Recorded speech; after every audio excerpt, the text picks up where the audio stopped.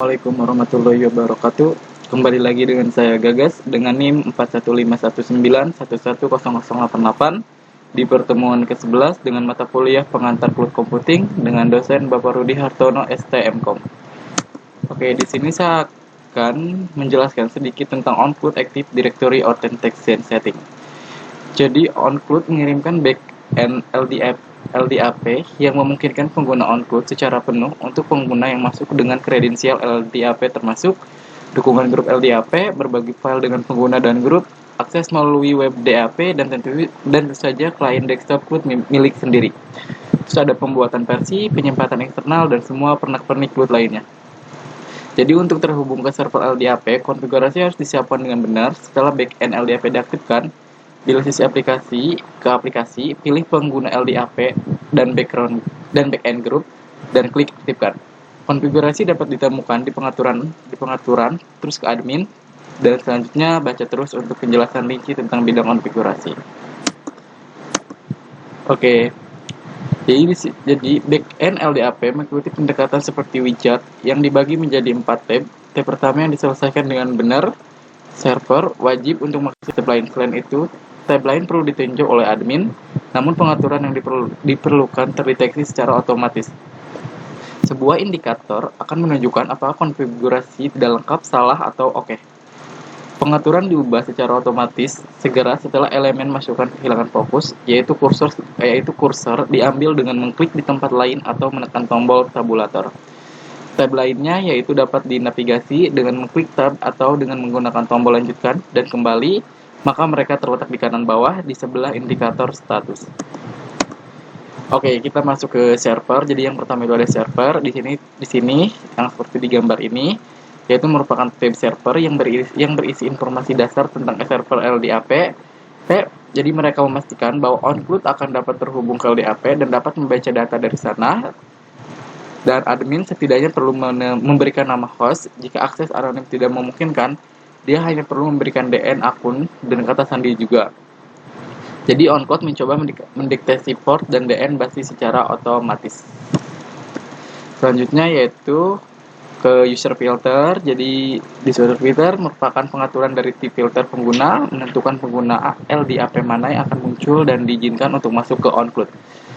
Jadi dimungkinkan juga untuk memasukkan filter LDAP yang mentah. Jadi di sini proses server mana yang bisa masuk ke on-cloud tersebut. Jadi ini ditentukannya di lewat user filter. Selanjutnya ada login filter, yaitu pengaturan pada tab filter login, menentukan detail pengguna mana yang akan dibandingkan dengan nilai login yang dimasukkan oleh pengguna. Dimungkinkan untuk mengizinkan beberapa detail pengguna, dimungkinkan juga untuk memasukkan filter LDAP mentah. Dan batasan pengguna seperti yang diatur di tab sebelumnya berlaku, kecuali Anda mengkonfigurasi filter secara manual dalam mode mentah. Yang terakhir yaitu ada group filter. Jadi group filter itu merupakan grup mana yang akan tersedia di on-cloud. Itu tidak memiliki batasan pada login. Ini telah ditangani dan di tab sebelumnya. Ini telah ditangani di tab sebelumnya. Dimungkinkan juga untuk memasukkan filter LDAP mentah. Secara default, tidak ada grup yang akan tersedia di on-cloud. Jadi Anda secara aktif perlu mengaktifkan grup tersebut. Oke. Di bagian LDAP Advanced Setting, Anda dapat menentukan opsi yang kurang umum untuk disetel. Mereka tidak diperlukan untuk koneksi yang berfungsi. Ini juga dapat memiliki efek positif pada kinerja untuk menentukan basis dibedakan untuk pencarian pengguna dan grup. Pengaturan lanjutan disusun menjadi 3 bagian, yaitu ada pengaturan koneksi, pengaturan direktori, sama yang terakhir ada atribut khusus. Saya jelaskan masing-masing. Yang pertama yaitu ada connection setting. Jadi di connection setting itu ada konfigurasi aktif yang merupakan untuk mengaktifkan atau menonaktifkan konfigurasi saat ini. Konfigurasi yang dinonaktifkan tidak akan terhubung ke server LDAP secara default, ini dimatikan. Ini akan secara otomatis dihidupkan ketika menggunakan widget dan konfigurasi oke dan koneksi uji berhasil. Terus juga ada backup lagi, ada backup port, ada backup host. Terus ada disable when server, cache insensitive LDAP server atau window. Terus ada turn off SSL, certificate validation, yang terakhir ada cache time to live. Oke, kita lanjut aja. Yang kedua itu ada LDAP Advanced Setting bagian directory setting. Di sini ada user default nama file, di sini namanya display name. Terus ada basic user tree, biasanya diisi dengan DC onclude, DC sama dengan BZOC. Terus ada user search attribution. Terus ada group display name field, biasa diisi dengan CN. Terus ada base group tree, bisa diisi dengan DC sama dengan onclude sama dengan DC sama dengan BZOC. Terus ada group search attribute, yang terakhir ada group member association. Jadi di sini dipilihnya unique member. Oke, yang ketiga yaitu ada special attribute atau atribut khusus. Di sini ada quota field atau bidang kota. Jadi output dapat membaca atribut LDAP dan mengatur kotak pengguna sesuai dengan nilainya. Tentukan atribut di sini jika tidak biarkan kosong saja. Atribut akan mengambilkan nilai yang dapat dibaca manusia, misalnya 2 GB. Jadi contoh di sini yaitu onclude kota. Terus selanjutnya ada kota default. Kota default yaitu ganti default kota untuk pengguna LDAP yang tidak memiliki kota yang disetel dalam atribut yang byte. Terus ada email file atau bidang email. Di sini untuk membaca atribut LDAP dan mengukur email pengguna dari sana.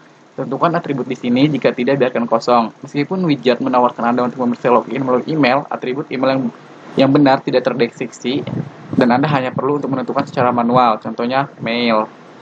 Yang terakhir ada user home folder naming rule atau aturan penamaan folder beranda pengguna. Secara default, onclude membuat direktori pengguna, tempat semua file dan metadata disimpan. Sesuai dengan nama pengguna onclude, Anda mungkin ingin mengganti pengaturan ini dan menamainya dengan nilai atribut. Atribut yang diberikan juga dapat mengembalikan jalur absolut, misalnya MNT atau storage 43, atau bisa juga list atau bisa dibiarkan kosong saja untuk perilaku defaultnya. Contohnya CN.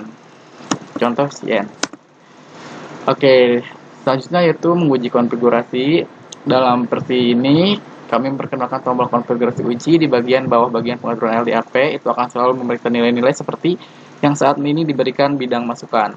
Jadi kita hanya perlu menyimpan sebelum menguji. Dengan mengklik tombol tersebut, onclude akan mencoba untuk mengikat ke server onclude dengan pengaturan yang saat ini diberikan di kolom input.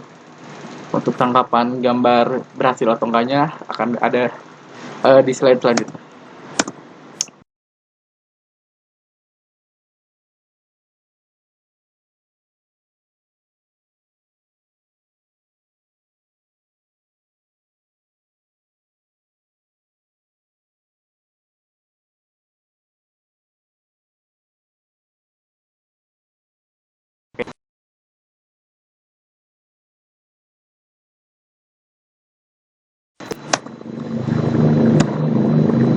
Kalau gambarnya sama dengan yang ini atau yang bertulisan seperti ini, connection test sukses, maka itu sudah berhasil. Jadi simpan pengaturan dan kita dapat memeriksa apakah pengguna dan grup diambil dengan benar di halaman pengaturan ke pengguna.